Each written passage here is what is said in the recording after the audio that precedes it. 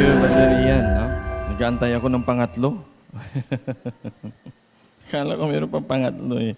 Okay. So, indeed, no? God has been good. No? Marami po siguro hindi makapag-comprehend on how God has been good during this pandemic. Dahil alam po natin na marami po yung tinamaan, marami nagkasakit. Yet, ngayong umaga po, sa abot po ng aking boses, sa ating mga viewers, sa atin na nandito po, we can appreciate the goodness of God by keeping us all safe. Amen? Okay? Nandito tayo, malaya tayo nakapagpakinig ng salita ng Panginoon na kung saan ay magagamit din po natin upang i-encourage no, yung iba pong mga kapatiran o kababayan po natin na mas naapektuhan nito pong pandemya. No? And I hope and I pray also na we can still see the brighter side. Okay? Ito pong nangyayari sa paligid natin. This is beyond our control. This is also beyond our influence. This is beyond, sa ating pong capacity. No? So, I think the good thing about this is we can still hold on the promises of the Lord of keeping us all safe and the protection sa atin, sa family, sa loved ones po natin. And never has been the gospel preached to as many maliban sa ngayong panahon ng pandemya. Okay? Pag i-search online, ang dami pong pangangaral ng salita ng Panginoon. But be careful, kasi marami din ang naglipan ng mga false teachers. Okay? Amen? Okay, so you be careful about who you listen to. Okay? You can ask if you have questions. And I hope na hindi po ito magdala sa atin sa sa paglihis ng landas. Okay? Now, ngayong umaga, if you could see the pictures, now what words can you describe, or maybe what quotes or saying, or di kaya ay pananalita na pwede mong sabihin when you see this picture? Anybody? Come on, volunteer. Anong masasabi niyo? Pag nakita niyo itong picture? Isang patak, dalawang patak. Ano daw? Every drop counts. Okay, sino pa? Sino masasabi na every count drops? Alright, so Brother Jeric, indeed, every drop counts. Okay? Congratulations kay Honey at kay Iya. Sige, bigay mo na lang kayo kasi birthday niya naman kahapon. Sige, Brad, may 50 food worth ka mamaya. Okay.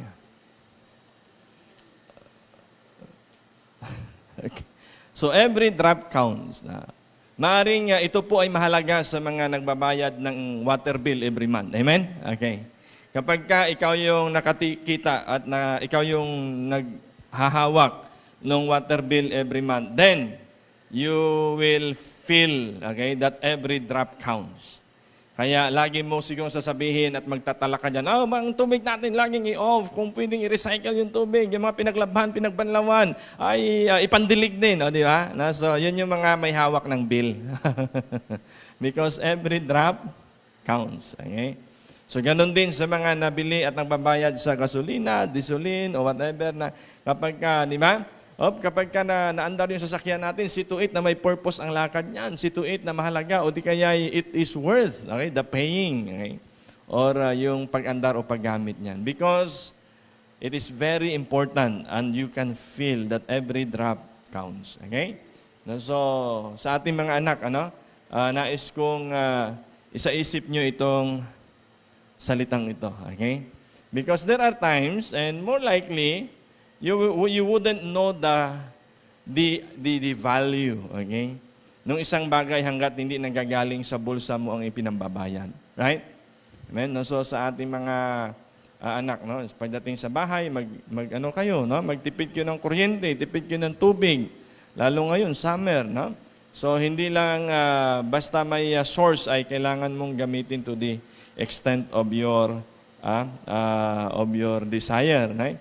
So, ngayong umaga, a very contrast sa ating pinag-usapan last week. Okay, last week, yung ating topic is wasted. Okay, ngayon naman, counted. So, kung yung last week ay wasted, Okay, naalala niyo yung alabaster box, okay? Yung oil, no? Na napakahalaga, no? Nung pinur out sa ulo ni Jesus at sa paanan ni Jesus, sabi ng mga tao, sabi ng mga disciples doon sa babae, sabi, wow, what a waste of money.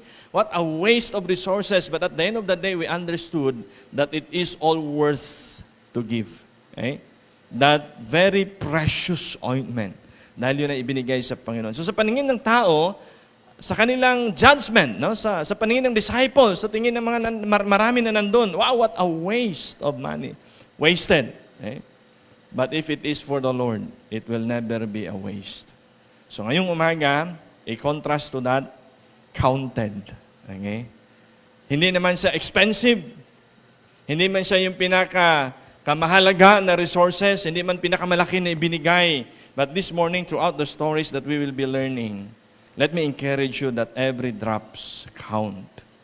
Kapag ka ito ay inoffer natin sa Panginoon, kapag ka ito ay nilagak mo sa paanan ng Diyos, it doesn't matter how small, how little, every drop counts.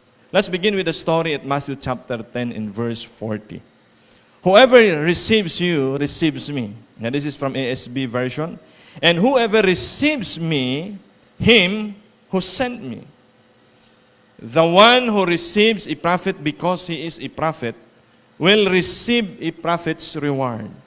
And the one who receives a righteous person because he is a righteous person will receive a righteous person's reward. Now in verse 42, if you don't mind. And whoever gives one of these little ones, even a cup of cold water, because he is a disciple, truly I say to you, he will by no means lose his reward. Mahalaga at I believe, no, this is a very familiar story sa atin. Kung kaya, there are times na sabihin natin, wala man ako ma-offer kundi isang basong malamig na tubig. Okay? But then if you will notice, no, dito po sa story niyan, this is not just a cup of water, okay, na ibinigay. And anyway, anumang bagay na atin pong gagamitin, ibigay at ipagamit sa gawain ng Panginoon at sa mga ginagamit ng Panginoon, okay? Anumang bagay na ipinagamit at ipapagamit natin sa gawain ng Panginoon at sa mga lingkod ng Panginoon at sa gawain ng Panginoon, mga kapatid, it will always count. Okay? So to me, what is a cup of water? Sa'yo, anong halaga ng cup of water? Nothing. I mean, just ngayon, pag tinanong mo ko, mahalaga ba sa'yo yung isang basong tubig? Hindi, meron naman akong tubig dito eh. Kahit bigyan nyo ko na isang bulyo, hindi ko rin tatanggapin. Ang dami ko rin tubig sa bahay. Okay? So, to me, it has no meaning. I mean, walang value. Okay? Sapagkat, sagana tayo sa tubig. But, I want you to put yourself, okay, na nasa gitna ka na isang disyerto. Katulad nung kung saan ang story ng galing. Okay? The other day, nandun kami sa isang lugar, no? Na malapit sa tubig. Maraming tubig. Okay? And isa sa makasamahan natin nagtanong kay Brother Jason, sabi, ano yung tubig na gamit nyo sa barko kapag kayo nasa dagat? So, kwento ni Jason, paano yung tubig, alat, yung dagat, ginagawa nilang, yun yung maiinom, no? Through, anong tawag doon? Anong process yung brand? No? Yung ipapakuluan, yung, si Jason, wala dito? Absent. Wala, sa tagumpay nagmumonitor. Nakalimutan ko yun, no? Yung desalination. Okay? And yung halaga ng tubig, okay? Kapag ka nasa gitna ka ng dagat, ay iba kaysa nandito ka. Ang halaga ng tubig na nandun ka sa disyerto, kaysa dito ay iba. Well, in fact, doon, mas mahal nga daw ang litro ng tubig kaysa sa gasolina, right? Okay? So, yung value. Now, plus, kanino mo ibinibigay at sino yung tatanggap at gaano kahalaga ang ibinibigay mo doon sa tatanggap. Now, think of this. Yung cup of water could be of little value sa atin. Okay? Pero kung ang isang basong tubig ay ibigay mo sa taong uhaw na uhaw, magkakaroon ng malaking value. Are you with me? Amen? Okay? So kung ngayon bigyan niyo ko ng isang baso, I may not have much appreciation. Okay? Pero dito po sa origin ng story, nasa gitna sila ng desierto. And you know how precious the water is. So hindi lang ito basta, just a cup of water. No. It's the value doon sa tatanggap niyan. Doon sa gagamit niyan. Doon sa makikinabang niyan. And in fact, ang effort nung nagbigay, binigyan niya ng malamig na tubig, hindi mainit. Okay? Di ba? May effort. Okay? So this is not just a simple story of, offering a cup of water. Okay? Pero nag-effort yung nagbigay. Napalamigin muna yung sa banga. Okay? Nag-effort yung nagbigay. Napatiningin muna yung tubig. Okay? At doon sa kanyang binigyan, it has been appreciated much. Okay? So, first thing I want you to remember from this story is the least that we can do counts. The least that we can do counts. So ano yung po pwedeng pinakalis na magawa nung isang binibisita, nung isang ordinary na tao is to give a cup of water. And this is very normal sa atin, di po ba? No, sa atin nga kapag napabisita tayo sa ibang tahanan, hindi lang basta tubig, kape pa, may kulay, di ba? No, kung hindi kape, may nagbibigay pa tayo ng soft drinks. Kung hindi, we offer the best of what we can. No? And mind you mga kapatid, na ang sabi po doon kanina, sa may verse 42, truly I say to you, he will by no means lose that reward. Okay? Hindi po palalagpasin ng Panginoon ang kagandahang loob, yung pag-effort mo na mag-offer ka, the least of what you can do to the servant of God, it will not be forgotten. You see, kaya yung premise po nitong story, ay sinasabi niya doon na kung sa prophet ka nag-offer, sa prophet ka tumulong, you will have the prophet's reward. If you help the righteous person, you will have the righteous person's reward. But if you help these little ones, that means the new believer. That means the follower of Christ. That means those who wanted to grow in faith. That means yung bagong disciple. Okay? If you offer them something to refresh themselves, because water is for refreshment, right? If you offer them something to encourage them, you will not lose your reward. So the least that we can do counts. Huwag natin maliitin na ito lang, Brad, ito lang may offer ko na tulong sa iyo. Kapatid, ito lang yung service na pwede kong i-offer sa iyo. Maaring ipinag-drive mo yung kapatiran hanggang makarating sa ospital. Di ba? Maaring pinuntahan mo at nagdala ka ng konting ayuda or tulong or makain dahil alam mong they are in a deep need. Okay? Every drop or the least that we can do counts. Visitation. Yan, nagbi-visitation tayo. Perhaps ang may offer mo is prayer. Okay? A prayer of comfort, a prayer of healing. Okay? And the least that we can do counts. Mga kapatid, wag mong i-promise yung bukas na magiging tapat ka. Umpisahan mong magtapat ngayon kasi ang pagtatapat o ang faithfulness na di-develop na habit yan. Okay. Many of us, maaaring nag-iisip na, siguro kung ako mayroon ng ganitong resources, kaya ko rin tumulong, magtatapat ako sa Panginoon. Church, you start with what you have. Because the least of what we can do counts. It is the appreciation of the benefactor that counts. Dito sa story nito, sabi ko nga, kung titingnan natin na para bang, ano ba naman yan, napakaliit na ng kanyang ibinigay. Tapos, sabi ng Panginoon, He will not lose the reward. Yung isang basong tubig na ibinigay niya, magkakaroon pa rin ng reward. No? Kasi mga kapatid, maaaring yung isang basong tubig sa atin, sa kalagitnaan natin ngayon, walang value.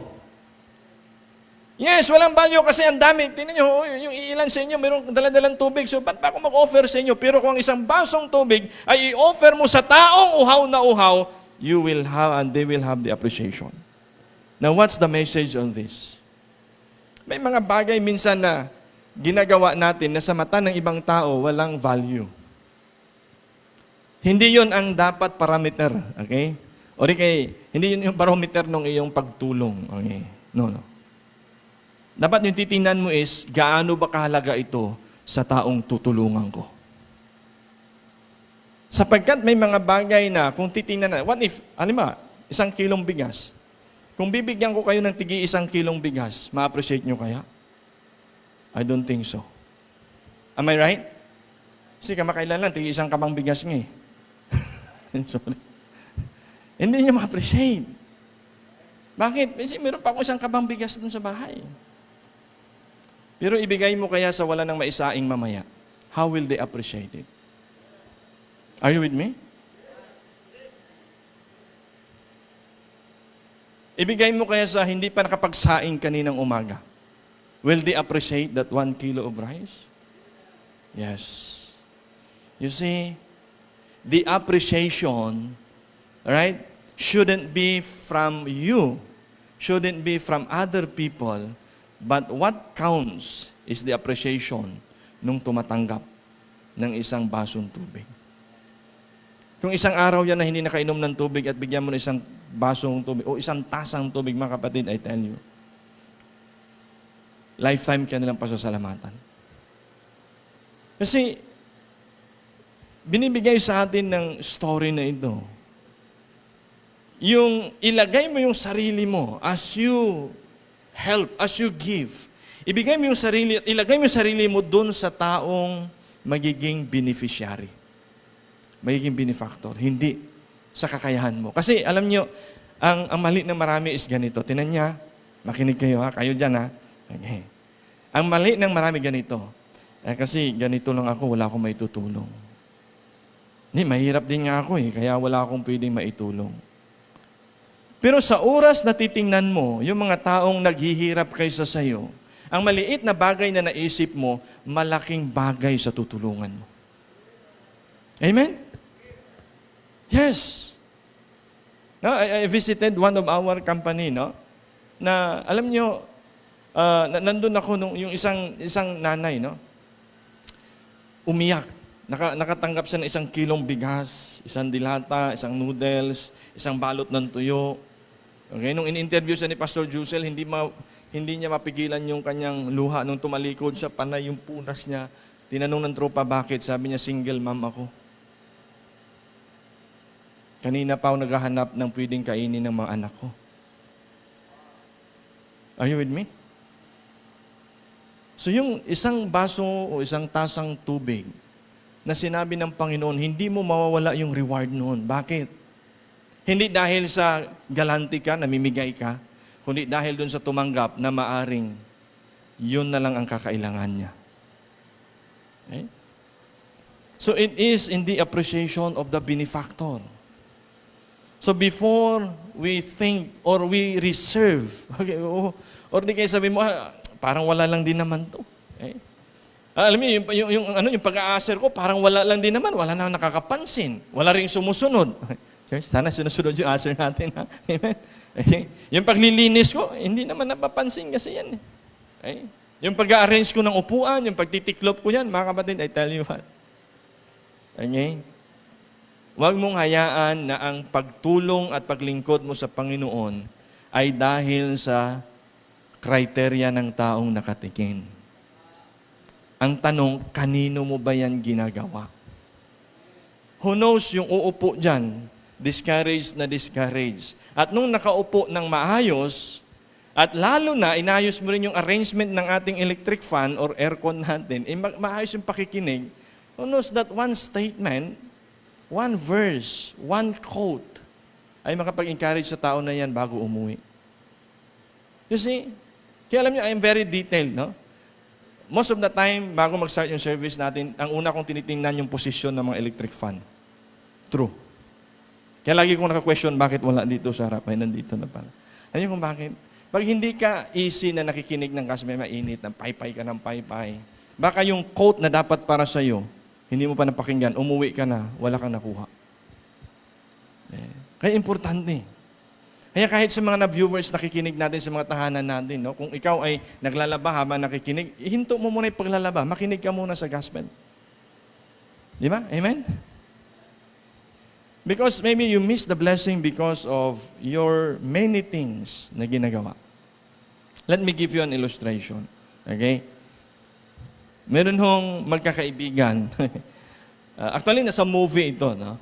Napanood ko yung movie. 5 magkakaibigan, nagnakaw sila sa isang gold reserve. Okay? So, pumunta sila sa isang cave. Okay? Sa isang napakalayong disyerto. At nandun sa kuweba, ay nagdesisyon silang 5 na mag-take ng chemical, okay? At matulog sa 5 kabaong, isa-isa sila. So, nagkasundo sila kasi para hindi malaman ng authority at hindi sila hahanapin, hindi nila magagamit. They will take that gas na magpapatulog sa kanila sa loob ng 100 taon. Only after 100 years saka sila mabubuhay ulit, gagamitin nila yung gold. So, it's a movie. Nung gumising sila, after 100 years, lo and behold, ibang-iba na yung paligid nila. Yung sasakyan na ginamit nila, papunta doon, halos hindi nila magamit. Of course, 100 years old. And then, kanya-kanya sila ng bit-bit ng bag ng gold. Then, mayroong isa doon na, maliban sa gold, nagbit-bit siya ng tubig. And then, habang naglalakad sila, nagkaroon ng awayan, okay, yung isa pinatay yung isa pinatay yung isa, then pinatay yung isa, then 2 na lang sila natira. Yung may tubig at may gold, at saka yung may gold na walang tubig. So kasi nga tuso, nagkatusuhan pa, every time na nauuhaw yung walang tubig na dala, kada isang lagok, isang bar. Ang palit, isang bar. Hanggang sa in-short, naglalakad sila. Okay, so sabi, ano pang silbi nitong gold sa akin kung mamamatay din lang ako? And to the last bar, okay, ng kanyang gold, he exchanged for a gulp of water. In the end, wala na siyang gold bar. Dahil sa kakapalit niya doon sa isang lagok ng tubig. So that's how important. Okay? Of course, kung buhay mo na ang kapalit, you will really appreciate the value of water. So, ito po mga kapatid, hindi po dahil maraming tubig o basta ka lang nagbigay, walang halaga.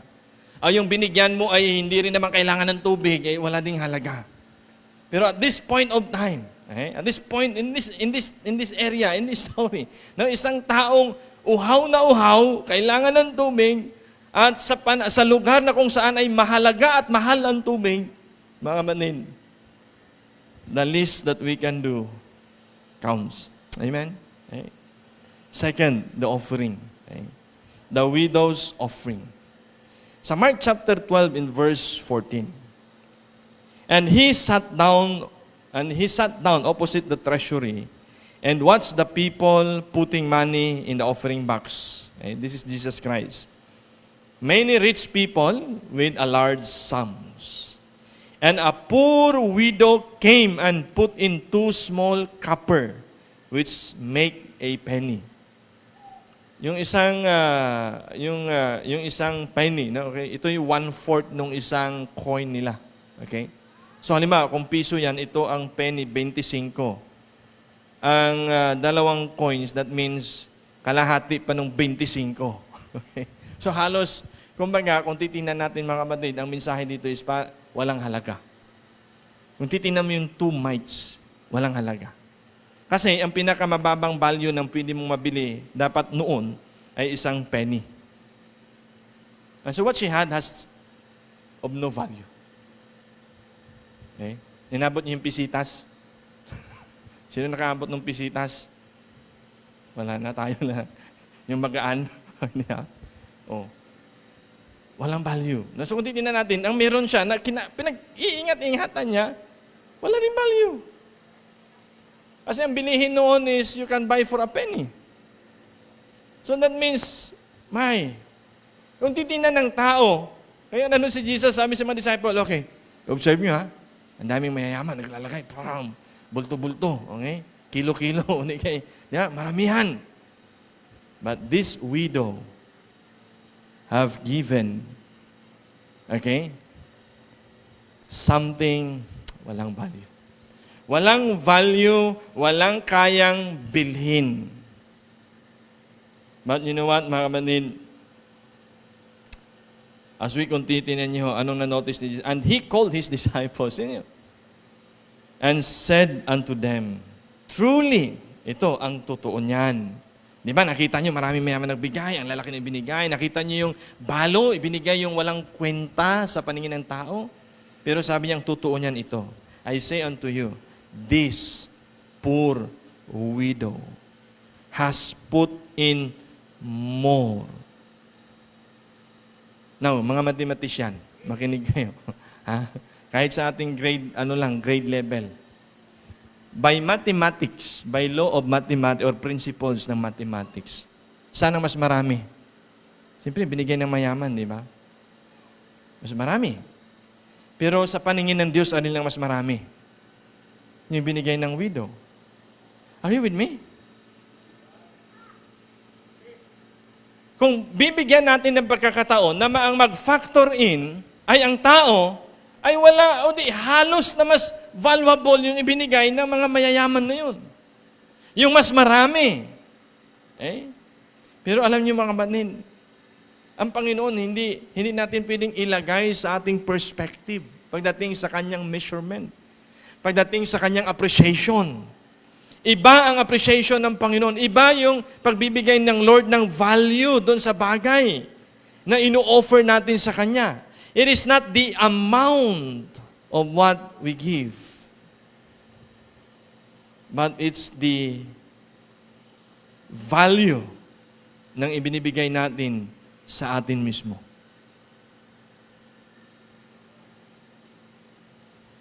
Are you following me? In-explain niya sa verse 44, tinan niyo.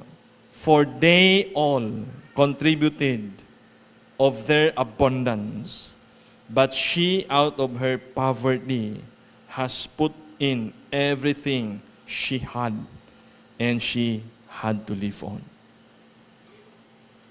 So yung criteria nung basihan ng Panginoon, hindi doon sa nakita niyang physical amount. Yung criteria niya doon sa nagbigay. Sabi niya, ang dami nilang ibinigay. Oo nga, pero ibinigay nila yan kasi sobra-sobra naman, ang dami. Pero itong babae, ibinigay niya yung lahat. Nakita niyo yung difference? Yung tiningnan ng Panginoon is kung gaano ba kahalaga ang ibinigay mo sa'yo. Hindi doon sa binigyan mo. Opposite naman ito. Kanina, ang binigyan ng halaga doon sa isang basong tubig ay doon sa tumanggap. Kung gaano kahalaga doon sa tumanggap. Ito naman ngayon, ang tiningnan ng Panginoon, hindi doon sa tumanggap at hindi doon sa binigyan. At hindi sa halaga ng ibinigay. Ang tiningnan naman ng Panginoon, sabi niya, you have to look at the value of the things they have given doon sa giver. Para sa mayayaman, okay, it's out of their abundance they give. Wala nang halaga sa akin yan. Ibigay mo na lang yan. Di ba? Mayroon tayo minsan ganyan. Pagdating sa relief operation, sasabihin na, ay, hindi na naman natin nakagamit. Ibigay mo na lang yan. Mga kapatid, in-encourage kayo kapag hindi nyo rin napapakinabangan, huwag nyo rin ibigay. Kasi definitely, baka hindi rin yan mapapakinabangan. I mean, yung gamit na hindi mo na napapakinabangan, yung sira na, huwag mo nang ibigay. You have to give the best out of, alam mong magkagamit nila. Are you with me? Amen? Okay? Now, going back to this. So sabi ng Panginoon, tingnan nyo, gaano ba kahalaga ito sa widow ang kanyang ibinigay? It is all of what she had. Mga kapatid, let me encourage us. Okay? Second thing is, the lowest that we can offer counts. Sa mata ng tao, maaring ito yung pinakamaliit. Sa mata ng tao, maaring ito yung walang kwenta. No? But it counts before God sapagkat ang kanyang tinitinan ay gaano ba kahalaga ito sa iyo. So the degree of value ng offering natin is on the giver. Kung gaano ito kahalaga sa iyo, and yet kaya mong ibigay. Okay? Kaya huwag niyo pong sabihin na, hindi pa ako kasi successful eh. Alam niyo, pag naging successful ka, let's say for example, sabihin natin, no, yung 10,000 ngayon para sa ating lahat, maaaring napakahalaga. Mahal, malaking bagay na yon. Pero ibigay natin ho yan sa mga sumusweldo ng 200,000. Ang 10,000, maliit. Maliit. Yung 10,000, maaaring normal lang sa atin, pero ibigay niyo po yan sa sumusweldo ng 150 a day or 200 a day. Malaki. Amen? You see? So binibigyan ng Panginoon ng diin at pansin dito na, you see, on the part of you and me who gives, gaano ba kahalaga ang ino-offer natin sa Panginoon? It is not the value. Sabi mo, sana gusto ko rin magbigay ng 1,000, gusto ko rin mag-tithes ng 10,000. You know? Kung kumikita ka ng 1 million, 10,000 is just a piece of money. Pero kung sumusweldo ka ng 10,000 and you tithe 1,000, that is something. Sabi mo, isang kabang bigas pa sana ito. Kasi, ang tinitingnan ng Panginoon is the value of what you give, not doon sa re-receive o tatanggap, kundi doon sa nagbigay. Okay? So, the lowest that we can offer counts. Sabi ni Mother Teresa, I hope kilala niyo siya, and this is very true. It's not how much we give, but how much love we put into giving. Na mga kapatid, sino ang nag-factor in yan? Sino ang nag-weigh on how much love we give or we put into giving? Sino? Of course, God, because He is love. God is love. Amen? Okay? So, please do not be discouraged. Sabihin mo, yung talent ko kasi, yung pag-ahawit lang eh. Then you offer to God. Yung may offer ko lang yung time ko. Then you offer to God yung talent. Maliit lang naman tong resources na meron ako. Mga kapatid, ang tanong, gaano ba kahalaga sa iyo ang resources na yan? Gaano ba kahalaga sa iyo ang talent na yan? And let me put it this way. Kung ngayong umaga may maisip ka na pinakamahalaga na parte ng buhay mo or bagay sa buhay mo, yan ang pag-iisipan mong i-offer sa Panginoon. Dahil yan ay appreciated. Kahit maliit sa paningin ng tao, basta mahalaga sa iyo. Kaisipin mo, ano bang pinakamahalaga sa akin? Ano ba yung gift ko? Ano ba yung talent ko? Ano yung pinaka-importante sa akin? And then you decide one day, ito yung i-offer ko sa Panginoon. Katulad ka nung widow. Kung anong meron siya, yun yung ibinigay niya. So sa mata ng tao, it can be the lowest offering. But that lowest offering is still counts.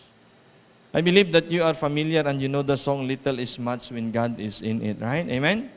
No? Little is much when God is in it. Okay? Kahit na sabihin mong sa mata ng tao, malaking ginagawa mo, if God is not in it, it's nothing. So now, let me encourage you. Sino ang gusto mong magbigay ng value sa ginagawa mo? Yung tao o yung Panginoon? Ang Panginoon, ang tinitingnan niya, una, okay, gaano ito kahalaga sa binigyan mo? Okay. Pangalawa, gaano ito kahalaga sa nagbigay? You see? So this is not just about, gusto kong tumulong, gusto kong magbigay, gusto ko rin ng ganito, sana mayroon akong ganito. You start from little. Okay? So when God is in that little thing, it will be much. Now remember the 2 fish and 5 loaves. How that a very simple, ordinary meal, limited resources, God has indeed multiplied. Okay? So, first thing, again, the least that we can do counts. The lower that we can give counts. Okay? The lowest thing. Okay? So, tingnan natin sa pagmiministeryo natin. Okay? Maring ang mahalaga sa iyo ay yung time mo. Napakahalaga sa iyo yung time mo. Okay? Ang tanong, can you offer your time to God? Kasi malimit, madalas, gas-gas. Okay? na reason natin lagi na hindi tayo makakapagpatapat sa Panginoon, makapagawa ng ministry natin, is the word busy. Busy ako. Busy ako. Okay? One preacher says, busy stands for being under Satan's yoke. Busy. Gagamitin ng kaaway ang salitang busy, na maging alibay mo, excuse mo, para hindi ka tutupad sa tungkulin mo at gampanin sa Panginoon. Time. What is most important to you? Is it time? Can you give your time? Ano yung iniingatan mo ngayon, yung boses mo? Kailangan, ingatan ko, ito yung kapital ko, ito yung panghanap buhay ko. Well, can you offer your voice to God? Ang pinaka-importante sa akin yung laptop ko kasi gamit ko sa schooling. Okay? But can you also make use of it? Offer para magamit sa gawain. Okay? Or maybe, advance yung mga gadget na meron ka. Okay? Will you be able to use it to glorify God? Okay. So what's most important to you? Okay? And, of course, second, tingnan natin ano yung mahalaga at mas importante doon sa taong miniministera natin. Baka ang kailangan niya lang din ay time. Baka kailangan niya rin ay kausap. Baka ang kailangan niya rin ay konting tapik sa balikat, words of encouragement. Can you do that? Okay? Last and number 3, the last that we can give counts. The last that we can give. Have you ever experienced, okay, na nandun ka na sa pinaka-last drop mo, okay? Kasi every counts or every drop counts, di ba? So counted, no? Naranasan mo na ba yung pinaka-last mo na ay in-offer mo pa sa Panginoon? Maybe more likely we talk about, your tithes and your missions, your commitment to help, your kawang-gawa para tumulong. Have you been there? Have you experienced na last na saing mo na ibigay mo pa? Or di kaya ay last na pera mo na itinulong mo pa? Or last na resources mo ay in-offer mo sa gawain ng Panginoon? Well, the story can be traced sa 1 Kings chapter 17 in verse 12. Alam natin ito, yung widow of Zarephath. In those days, nagkaroon ng tag-init na hindi alam kung kailan matatapos. No? Pag binasa mo yung chapter na yan, okay, nagkaroon ng tag-init, nagkaroon ng tag-gutom, na hindi malalaman kung kailan uulan. Okay? Kaya sabi ng Panginoon, you wait until I say so. Okay, sabi niya kay Jeremiah. Kaya si Jeremiah, pumunta muna doon sa, sa Ilog Tsiret, no? Dahil nandun yung source ng tubig, nandun pa yung may buhay ang mga halaman. So, yet the rivers dried up. Hindi nagkaroon ng ulan eh. And the Lord leads him, sabi niya, okay, Jeremiah, punta ka sa Zarephath at mayroong tao doon, may babae doon, may widow doon, na tutulong sa iyo. Now, kung ako, si Jeremiah, anong pwede kong sabihin? Lord, baka maghanap ka naman ng pwedeng tutulong sa akin. Wag lang yung balo, kawawa naman. Balo na nga, hihingan ko pa. I mean, kung titingnan natin, di ba? Kung hihingi ka din, Lord, kung mayroon nilang tutulong sa akin, di ba pwedeng medyo mayaman na? But alam nyo, this is the irony. And this is very true. Na ang tao, normally we think, na kapag ka ang tao sa posisyon, ang tao may mayaman, ang tao may resources, parang nakikita natin, makakatulong sa akin yan. Kasi maganda yung posisyon niya eh. Makakatulong sa akin yan kasi medyo mapera siya. Normally, people think that way. Pero nakita nyo, ang Panginoon, paano sa gumagamit ng mga examples niya? Widow with 2 mites. A very simple ways and means to help a cup of water. Hindi gold bars eh. Kasi nakikita na sa siguro, pag hukay ko dito, makita ko ng gold, no? So pag nakakita ko ng gold, ipapatayo ko ng church building. Gusto ko doon dito mag-work, gusto ko mag-abroad. Para pag nakapag-abroad ako, magkaroon ako ng dollar na sweldo. Pag marami na akong pera, tutulong ako sa ministry. Saka ako mag-start ng pioneering work. Church, it has never been God's way of starting the ministry. Okay. Kung anong meron tayo, Yun yung kinakapacitate ng Panginoon sa palad natin at gagamitin. Hindi yung, Lord, sana bigla akong makatalisod ng isang baol na ginto para matulungan ko yung mga mahihirap. Wow! Di ba? Ang ganda ng motive mo, di ba? But it has never been God's way. Never. I've never seen. Elijah, punta ka doon sa may ilog Tsirit. Maghukay ka doon. May ginto doon. Sino napakain kay Elijah? Sorry, not Jeremiah, Elijah. Sino napakain kay Elijah? Uwak. Anong uri ng ibon ang uwak? Ha? Selfish. Madamot. Kaya maniwala kayo, kahit yung kapitbahay niyong madamot na badamot, gagamitin ng Lord, i-bless kayo siyang ha. Kahit yung taong ayaw na ayaw sa'yo, anak ko, maniwala kayo, experience ko to, ilang beses na. Kahit yung tao na ayaw sa'yo, ayaw sa idea mo, kinukontra ka, minamaliit ka, one day soon, pwedeng gamitin ng Lord to bless you. Amen? Oh. Ganun pala, Pastor, kaya magdadamot na ako ngayon. Pastor, hindi naman. Kapag ka medyo giver ka na at medyo generous ka na. Amen? Oh. So, anong lesson natutunan natin dito? Sa buhay ni Elijah? Wow. He just followed the Lord. Okay, Lord, punta ako doon. So, ito yung story. And she said, doon dinatnan niya yung balo. Okay? As the Lord thy God liveth, I have not a cake. Kasi medyo demanding si Elijah, no? Humingi pa ng cake. Hindi ba niya alam na pang birthday lang yan? Buti hindi sinabi ng birthday mo ba? That means yung cake is niluto sa oven or out of fire, no? But a handful of meal in a barrel, and a little oil in a cruse, and behold, I am gathering 2 sticks. Wow.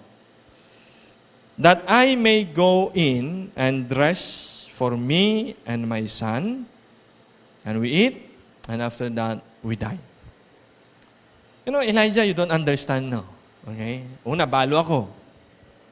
Nandito ako sa labas, naghahanap ako ng panggatong. Okay? Lulutuin ko yung last drop na nandun sa aming lagayan ng bigas. At yung oil, no? Ganun kala yung oil. Pag naipagluto ko to, kakain kami ng aking anak. And then after this, wala na. Walang ayuda, walang SAP, walang barangayanihan, walang pantry. Okay? And we die. And we die. Kasi yung time na ito, tagutom mga kapatid. Gusto kong talhin yung isip nyo doon sa isang disyerto na walang puno, okay? Walang tubig. Okay? Dito kasi pag sinabi natin, ay tagutom na, ay green pa naman yung paligid. May talbos ng kamote, talbos ng kangkong, o kung anong talbos, balinghoy. Ano pang talbos? Lahat ng talbos. Okay? Nung dumating kami dito at yung mga talbos dyan ng damo, yung uray, ginugulay namin, sabi ng mga young people, Pastor, nakain ko ng damo. Eh? Nung nagluto kami ng alokbati, Pastor, ano to? Pasensya ho, sa probinsya, ganyan kahit anong talbos, basta pagka, ang basihan namin sa probinsya, ganito. Sabi ng tatay ko, lahat ng dahon na nakikita mong kinakain ng kambing, pwedeng kainin yan. Yun lang yung basihan namin. Ganun kadesperado minsan pagka walang-wala na niya. Kaya ang gagawin mo, susundan mo yung kambing. Hindi para paluin yung kambing, ha? Okay? Diba kami, paluin mo kambing, namatay. Lutuin na. Sabi ng tatay, safety, pag kinain ng kambing, ibig sabihin, edible. Pero hindi naman lahat ng kinakain nila, ha? Okay. Pero basta sabihin mo, pwede to. Kung pwede kaya, pwede. Now, going back to this. Elijah, you don't understand. Last na lang. Last na lang. No? Now, may tanong ko po kayo, yung last nyo, kanino ipagkakatiwala? Let's say, given the fact, ngayon, hindi masasabi natin na last na natin lahat. Kasi kahit paano, di ba? May parents tayo, may kapitbahay, may kaibigan, may kachat ka na pwedeng hinga ng tulong, di ba? Somehow, no? Manood ka lang ng, ng YPs, mananalo ka doon, magkakaload ka, di ba? So, medyo may marami pang resources. But given the fact, what if it is your last drop? Kanino mo ipagkakatiwala? Kanino mo ipagkakatiwala? Ay, hindi ko naman alam kung ibibigay ko kay Elijah. Word ba tong tao na to? Ngayon ko lang nakita to . Yeah. And yet, you know what? In verse 15, and she went and did according to the saying of Elijah. And she and he, yung anak niya, and her house did it many days. Have you seen that? Kanina, sabi niya, ako at ang aking anak, pag kumain ngayon, patay na after this. Aantayin na lang namin. Siguro ilang araw yan. Maybe 40 days, no? Pag wala kang kain. Kung walang tubig, 3 days lang, patay ka. Okay? Mali. Ba't napansin nyo, kanina dalawa lang sila. Ngunit nung nagkaroon na ng blessing, tinan nyo, and she, and he, and her house. That means maybe kapatid, pinsan, tita, tito, kamag-anak, nakinabang dun sa blessing na kanyang ipinagkatiwala sa lingkod ng Panginoon. Amen? Now listen this, church. Pag nagtapat ka sa Panginoon, hindi lang ikaw ang ibibless. Una, yung blessing given. Ikaw, ibibless ng Panginoon. Kasi matapat ka . Kaya mga kapatid, magpasalamat kayo kung sa panahong nag-backslide kayo, ang kasamahan nyo sa loob ng tahanan, hindi nag-backslide. Kasi somehow, nakasama pa rin kayo sa blessing. Okay. Pero sa panahon na nag-backslide ka, tumalikod ka sa Panginoon, at ang buong sambahayan mo, katulad nito, hindi rin magkakaroon ng blessing. But thank God for this widow of Zarephath. Nagtiwala siya on that last drop. Ibinigay niya at pinagkatiwala sa lingkod ng Panginoon. Okay? At ano nangyari? They eat many days. At hindi lang siya, yung anak niya at ang lahat ng nasa sambahayan niya. Kung ilang tao na kinabang, I don't know. Kapatid ba niya, kaibigan niya, or whoever nakasama niya sa kanyang sambahayan, I don't know. But because of her faithfulness and because of her trust sa Panginoon, sa salita niya, at sa lingkod ng Panginoon, the last that we can give counts. So kung mayroon kang last drop, kanino mo ipagkakatiwala?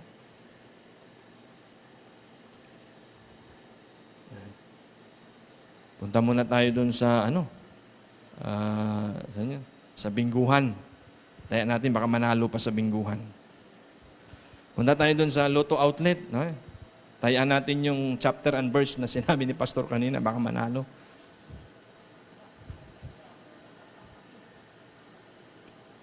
You know, kaysa makipagsapalaran ka sa mundo, pagkatiwala natin sa Panginoon. I'm not saying literally na kung mayroon kang 10,000 natitira, ibigay mo yan kay pastor, baka dumami. No. My point is, kung mayroon kang nais ipagamit sa Panginoon, sa business mo, sa anak buhay mo, you give it to God. You offer it to Him. Lord, bless this and multiply this. Amen?